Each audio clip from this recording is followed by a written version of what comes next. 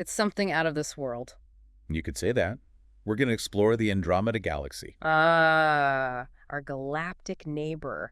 Always a fascinating topic. It's a galaxy that sparks a lot of curiosity. Well, it is the closest major galaxy to our own Milky Way. And get this, it's visible to the naked eye. That's right. On a clear night, you can actually spot it, just a faint smudge in the constellation of Andromeda. Hard to believe that Smudge is a whole other galaxy. A spiral galaxy, much like our own, packed with over 1 trillion stars. The trillion stars, that's almost impossible to imagine. And it lies about 2.5 million light years away from us. Wow, 2.5 million light years. So the light we see from Andromeda today. It started its journey millions of years ago, long before humans even walked the Earth. Talk about a time traveler. I wonder what those early astronomers thought when they first saw Andromeda. Well, they didn't have the tools we have today, so their understanding was a bit more limited. I can imagine. So what did they think it was? The Persian astronomer Abd al-Rahman al-Sufi back in 964 CE, he described it as a nebulous smear. A nebulous smear. That's all it was to them. For centuries, pretty much. Even when telescopes came along, its true nature remained a mystery. Was there anyone who got close to figuring it out? Well, Simon Marius, a German astronomer, he provided an early telescopic description back in 1612. But they still didn't realize it was a separate galaxy. Not quite. It took quite a while for that realization to dawn. Even William Herschel, a prominent astronomer, he thought it was much closer than it actually is. So who finally cracked the code? It was Edwin Hubble in the 1920s. He was studying a special type of star called Cepheid variables within Andromeda. Cepheid variables, what are those? They're stars that pulsate with a rhythm that's directly related to their brightness. So by measuring how bright they appeared, Hubble could figure out their actual luminosity. And their distance. Exactly. And that's how he figured out that Andromeda was way too far away to be part of the Milky Way. It was its own island universe? Precisely. A separate galaxy. And that discovery completely revolutionized our understanding of the universe. That's a pretty big deal. So we know it's a spiral galaxy like our own, but are there any key differences? Well, for one, Andromeda's spiral arms are much more tightly wound. It's likely had a few close encounters with some smaller galaxies. So galactic fender benders. You could say that. Those gravitational interactions have probably shaped its structure over time. That's incredible. And what about its core? What's going on there? At the heart of Andromeda lies a supermassive black hole. It's millions of times more massive than our sun. Wow. So a black hole is basically calling the shots in Andromeda. In a way, yes. It influences the dynamics of the entire galaxy. That's pretty mind-blowing.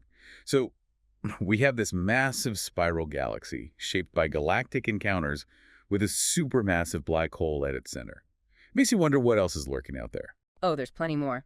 We found star clusters, nebulae, and even hints of planets orbiting distant suns. Wait, planets in Andromeda?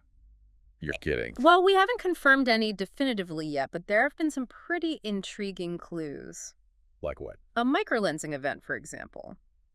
It suggested the presence of a planet orbiting a star in Andromeda. So we might actually be glimpsing planets in another galaxy. We can't forget about the elephant in the room. You mean the fact that Andromeda is on a collision course with our own Milky Way? Exactly. What's going to happen when these two galactic giants collide? Well, it's not exactly a head-on collision, more like a cosmic dance. A cosmic dance. The two galaxies are approaching each other at a speed of about 110 kilometers per second. That sounds incredibly fast. It is, but on a cosmic scale, it's a slow, gradual process. So we have time to prepare. Billions of years, in fact. That's good to know. But what will happen to our solar system when this merger takes place? Ah, that's the big question, isn't it? It's hard to say for sure. So there are a few different scenarios. Our solar system could be flung outwards, pushed to the outskirts of the newly merged galaxy, or it could remain relatively undisturbed, finding a new orbit within this combined galactic structure. So it's a bit of a cosmic lottery? In a way, yes. But it's a lottery that won't be drawn for billions of years. And what about the new galaxy itself? What will it look like? Current models suggest it'll likely be an elliptical galaxy. So no more spiral arms. Probably not. Elliptical galaxies tend to have smoother, more rounded shapes with less gas and dust for forming new stars. So a bit quieter than the Milky Way and Andromeda are now. Possibly. But galactic mergers are incredibly complex. They're always surprises. Well, I guess we'll just have to wait and see. Yeah. But one thing's for sure. This collision is going to be a pretty spectacular event in the universe's history.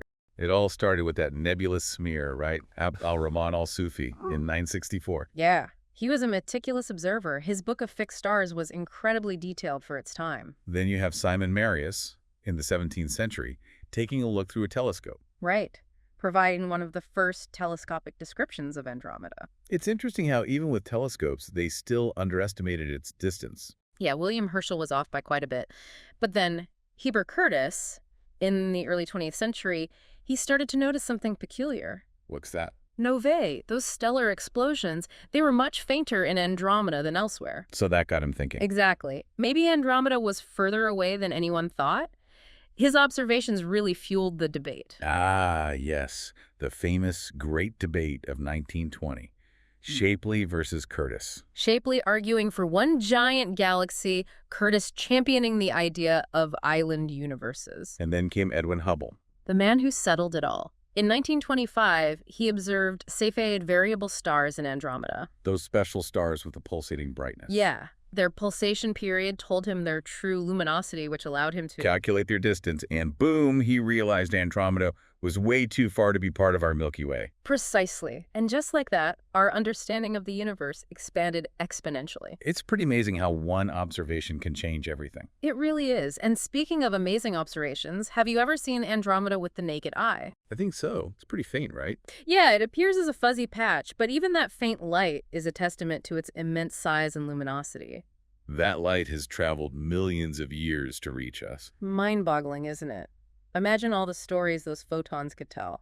Okay, let's shift gears a bit. We talked about globular clusters earlier. What's the deal with those? Well, they're like ancient relics, containing some of the oldest stars in existence. So by studying them, we're looking back in time. Essentially, yes. They hold clues about the early universe and the processes that shaped galaxies. And what about Andromeda's globular clusters specifically? Anything special about them? Actually, yes. They have a much wider age range compared to the ones in the Milky Way. Oh. So what does that tell us? It suggests that Andromeda's had a more dynamic history, perhaps more mergers with other galaxies. So more action-packed than our own Milky Way. You could say that, and don't forget about those stunning nebulae. Ah, yes.